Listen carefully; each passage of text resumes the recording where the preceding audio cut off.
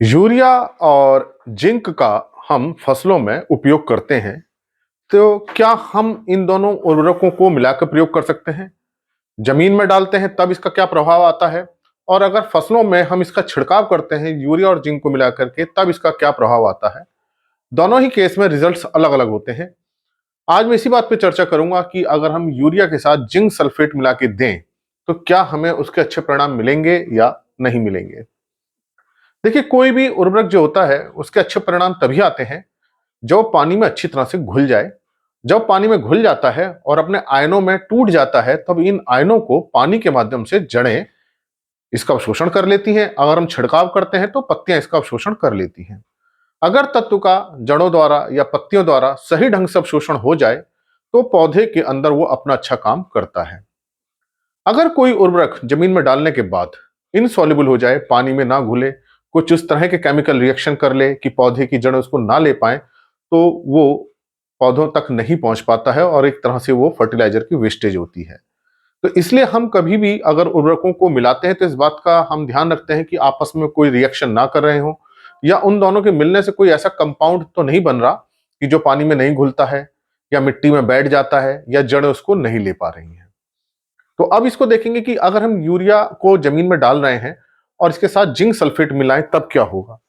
तो देखिए, अगर मिट्टी में हम डाल रहे हैं, बुआई के समय डाल रहे हैं, हम यूरिया भी डाल रहे हैं मिट्टी में बुआई के समय, और इसके साथ हमने जिंक सल्फेट मिला दिया, तब इसके क्या रिएक्शन होंगे।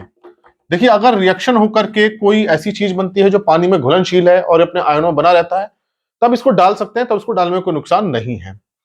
तो देखिए, यूरिया से क्या बनेगा, अमोनियम आयन बनेंगे। जो पानी मिट्टी में जाएगा, यूरिया एंजाइम की एक्टिविटी होगी, अमोनियम आयन बनेगा, अमोनियम बनेंगे, NH4+ बनेगा, जिसको पौधे की जड़ें लेती हैं। यही इसकी प्रक्रिया होती है, इसको यूरिया हाइड्रोलिसिस बोलते हैं। हालांकि CO2 गैस भी बनेगी जो वातावरण में चली जाएगी। तो हम यूरिया को मिट्टी में डालते हैं, पानी के साथ उसका हाइड्रोलिसिस होता है, लेकिन उसके साथ यूरियस एंजाइम चाहिए होता है जो मिट्टी में रहता है, और उससे अमोनियम बनता है, CO2 बनती है। अमोनियम को जड़ें ले लेती हैं और उसका असर आता है।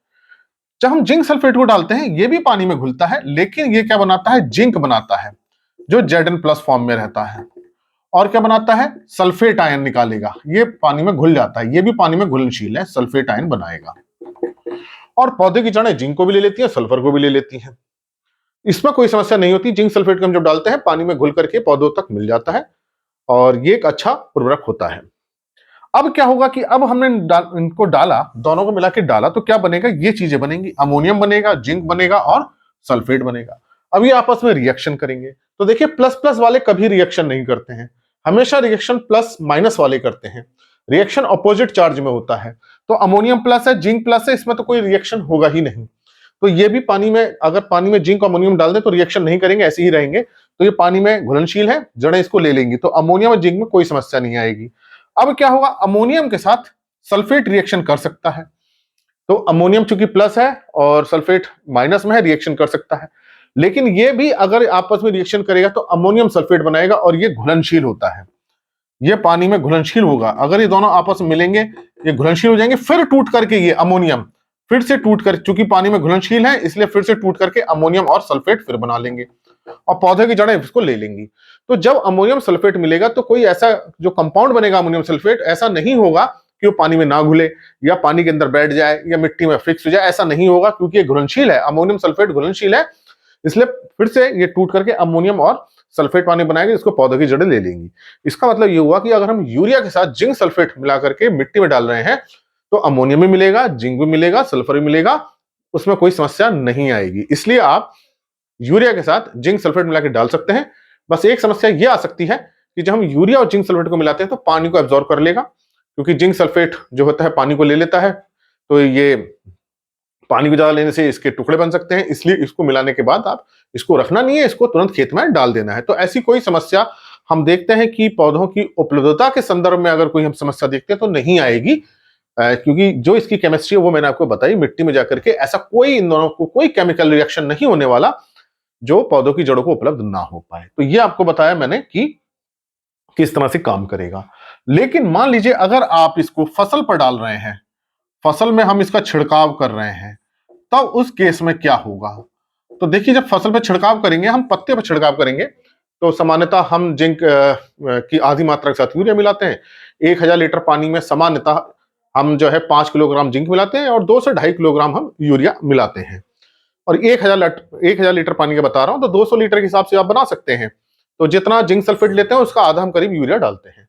अब होगा क्या, देखिए, जब ये यूरिया और जिंक सल्फेट को पानी में डालेंगे, अब यहां क्या होगा, ये मिट्टी में नहीं जा रहे हैं, इन दोनों का कॉम्बिनेशन, अब देखिए रिएक्शन तो करेंगे नहीं, ये पानी में घुलेंगे, तो पानी में घुल कर क्या होगा, फिर से अमोनियम बनेगा, फिर से यूरिया से अमोनियम बन जाएगा, यहां से अमोनियम बनेगा, यहां से जिंक प्लस प्लस बनेगा और यहां से सल्फेट आयन बनेंगे। अब होगा क्या, देखिए ये क्या होगा, ये हमने डाला है पत्ती के ऊपर। हमारा यहाँ पे ऑब्जेक्टिव क्या है, छिड़काव के माध्यम से हम इन पोषक तत्वों को दें। अब ये जो छिड़काव होगा वो यहां होगा, पत्तियों पे होगा, और पत्तियों में छोटे छोटे छेद होते हैं, स्टोमेटा होते हैं, क्यूटिकल पोर्स होते हैं। तो उन पोर्स के माध्यम से, उन छोटे छोटे छेदों के माध्यम से ये तत्व अंदर प्रवेश करते हैं। तो पत्तियों के ऊपर क्या है, अमोनियम भी है, यूरिया का हाइड्रोलिसिस होके, अगर यूरिया का पूरा हाइड्रोलिसिस नहीं हुआ तो यूरिया का पूरा दाना जो मॉलिक्यूल है वो भी अंदर जा सकता है पत्तियों में। इसका हाइड्रोलिसिस होना पत्ती के ऊपर बहुत जरूरी है। तो अमोनियम भी होगा, यहां जिंक प्लस प्लस भी होगा, यहां सल्फेट आयन भी होंगे। अब क्या है, अब ये देखिए, ये तो पोर तो फिक्स है ना, इसके पत्ती के तो निश्चित स्टोमेटा है, निश्चित ही छेद है, तो ये तो बढ़ नहीं सकते। अब इन्हीं छेदों के माध्यम से ये जिंक भी अंदर जाएगा, सल्फर भी अंदर जाएगा, सल्फेट भी अंदर जाएगा, अमोनियम भी अंदर जाएगा, तब इन पत्तियों के उससे होते हुए ये पौधे तक पहुंचेगा, पौधे में आएगा, फिर फूल तक जाएगा, और इसकी जो दूसरी पत्तियां वहां तक पहुंचेगा, या फली बन रही है, जो बीज बन रहा है वहां तक पहुंचेगा। तो इसका मतलब कि ये जो पहुंच रहा है वो छेद के अंदर जा रहा है, स्टोमेटा के अंदर जा रहा है। अब इन तीनों को जाने में हुआ कंपटीशन, क्योंकि छेद फिक्स है। मान लीजिए 1000 छेद है पत्ती में, तो 1000 छेद में तीनों ही जाने का कंपटीशन होगा, उनमें प्रतिस्पर्धा होगी। तो अगर अमोनियम जाएगा तो जिंक को रोक देगा, जिंक जाएगा तो अमोनियम को रोक देगा, अमोनियम जाएगा तो सल्फेट को रोक देगा, क्योंकि इनमें आपस में जाने के लिए कंपटीशन होगा। तो जो चला जाएगा वो दूसरे को रोक देगा, इस कारण से सारे तत्व प्रॉपरली नहीं जा पाएंगे। अब आपने जिंक सल्फेट का छिड़काव इसलिए कर रहे थे क्योंकि उसमें जिंक की कमी आ रही थी।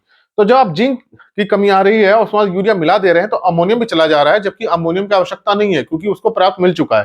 तो जब अमोनियम जाएगा तो जिंक को जाने से रोक देगा। तो जितना जिंक उसे चाहिए था उतना पत्ती तक ऊपर पड़ा रह जाएगा, पत्ती के अंदर नहीं जाएगा। जो भी हम छिड़काव कर रहे हैं वो पत्ती के अंदर जाना चाहिए, उसके जो स्टोमेटा होते हैं उसके होते हुए इसकी सेल्स के अंदर जाना चाहिए, पत्ती के अंदर तक पहुंचे। अगर उसकी ऊपरी सतह पर पड़ा रहेगा तो उसका कोई काम नहीं है, उसकी कोशिका के अंदर जाना चाहिए। अब कमी हो रही थी जिंक की, उसके लिए हमने जिंक सल्फेट का छिड़काव किया था। अब जिंक सल्फेट के छिड़काव में आपने यूरिया मिला दिया तो अमोनियम आ गया, तो अमोनियम चला जाएगा तो जिंक को जाने से रोक देगा क्योंकि उसने उसकी साइड को भर दिया है। तो इस कारण से आपको उतने अच्छे रिजल्ट्स नहीं मिलेंगे। रिजल्ट्स मिलेंगे ऐसा नहीं है कि नहीं, ऐसा नहीं है, असर आएगा, लेकिन उतना जो आप चाहते हैं जिंक की कमी जल्दी पूरी हो जाए वो उतना नहीं हो पाएगा, क्योंकि अमोनियम भी जा रहा है उसके साथ, तो जिंक को रोकेगा जाने से, कंपटीशन होगा दोनों के बीच में। तो इसलिए अगर आप जिंक की कमी हो रही है, छिड़काव कर रहे हैं, तो उसमें फिर आप यूरिया मत मिलाइए, नहीं तो उसकी इफिशियंसी पे असर आएगा। मिट्टी में हमको मिलाना है क्योंकि हमें दोनों को देना है, यूरिया भी देना है, जिंक सल्फेट भी देना है, तो दोनों को मिला के दे सकते हैं, उस पर कोई प्रभाव नहीं आएगा। इसलिए अगर आप बुआई के समय मिट्टी में दे रहे हैं तो जिंक को और यूरिया को मिला सकते हैं, कोई समस्या नहीं आएगी। लेकिन अगर फसलों पर छिड़काव कर रहे हैं तो आप यूरिया ना मिलाइए।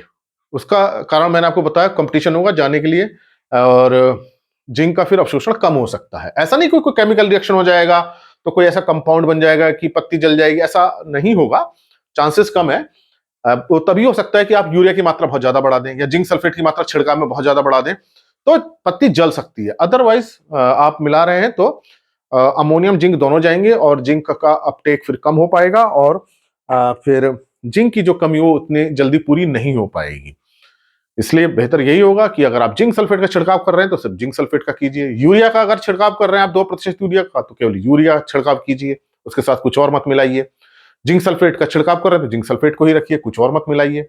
अगर आप मिट्टी में डाल रहे हैं तो दोनों को मिक्स करके डाल सकते हैं, कोई समस्या इसमें नहीं आएगी। लेकिन मिट्टी में डाल रहे हैं तो नमी अच्छी होनी चाहिए ताकि वो जल्दी से घुले और जड़ों तक पहुंचे और जड़ें उसका शोषण करें और पौधों पर उसके रिजल्ट आए। तो आपको समझ में आया होगा कि कब हमें मिलाना है, कब हमें नहीं मिलाना है। जब मिट्टी में डालें तो मिलाइए, और छिड़काव कर रहे हैं तो इन दोनों को आपस में मत मिलाइए, अलग अलग छिड़काव कीजिए, तो आपको अच्छे रिजल्ट्स मिलेंगे, अच्छी उपज मिलेगी।